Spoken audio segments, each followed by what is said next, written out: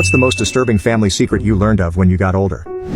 1. My grandma's sister died when she was 15, hit by a car right in front of the family house. Well, my uncle bought the house years ago and found her hidden journal. Turns out great-grandpa was abusing her and she unalived herself. 2. My mom always told me my father had died in Vietnam during the war. Imagine my surprise when he showed up to my high school graduation because he'd seen my name in the local paper. I graduated valedictorian and I'm a junior. Turns out my mom had kidnapped me when I was a baby, to keep my father from trying to get custody when they split up. He lived about an hour away from me the whole time I was growing up and neither of us knew it. 3.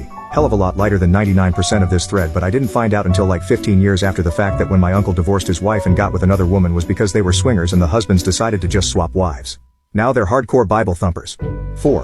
One of my mom's sisters died of SIDS in the 50s. Years later it came out that my grandfather got tired of hearing her cry and frustratingly shook the shit out of her. She actually died of shaken baby syndrome. I don't know how authorities didn't know.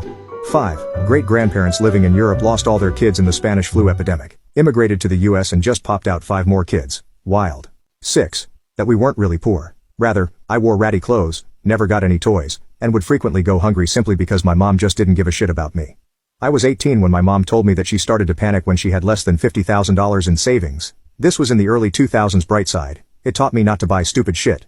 Dark side, nostalgia for games, toys, movies, trips, etc. doesn't exist.